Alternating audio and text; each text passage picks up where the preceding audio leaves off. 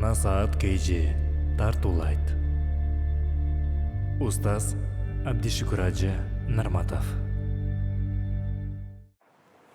Бисмиллахир-рахманир-рахим. Алхамдулилlah, вассалату вассаламу аля расулиллах, сумма ба'д. Ассаламу алейкум ва рахматуллахи ва баракатух. Ан Аби Хурайрата радийаллаху анху قال رسول صلى الله عليه وسلم من أصبح منكم اليوم صائما. Абу Хурайрадан Аллах Таала разы болсын, пайғамбарымыз саллаллаху алейхи вассалам айтты: Мен асбаха минкум аль-яум саиман.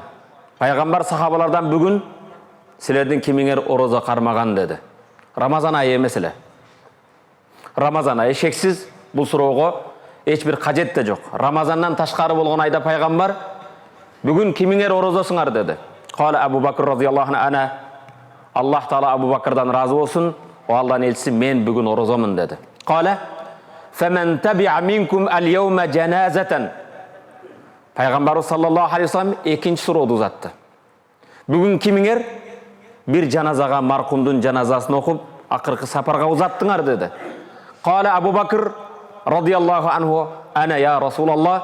Абу Бакрдан Аллах разы болсын, Алланың елшісі, бүгін мен бір жаназаға қатысып келдім деді.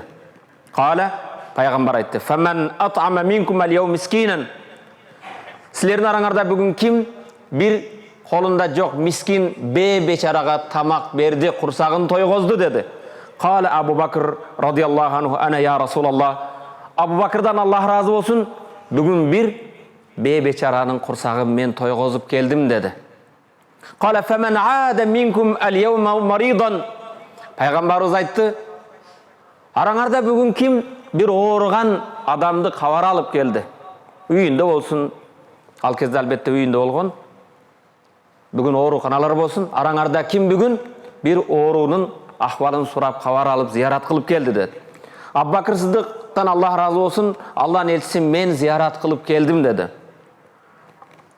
Пайғамбарымыз саллаллаху алейхи вассалам башқа бір риwayatта араңарда кім бүгін екі араздашып тарынып жүрген адамды жараштырып келді деді. Абу Бакр Сиддиқ, аны мен атқардым, Алланың елшісі деді. Пайғамбарымыз саллаллаху алейхи вассалам хадисін улантып: мәжтама'на фи имриин илля дахалал жанна. Жоғарыда айтылған жақсы сауап іштер кімге топталған болса, қайсы бір адамда ушул барлық сипаттар болса, құрсағы ашқанды тойғызу, ауырғанды хабар алу, ұрышқанды жараштыру, өлгөндүн жаназасына бару, ораза қармаған, ушул жақсы сипаттар кімге топталған болса, Алладан бейішке кірет деді. Бұл хадисті имам Муслим шығарған хадис.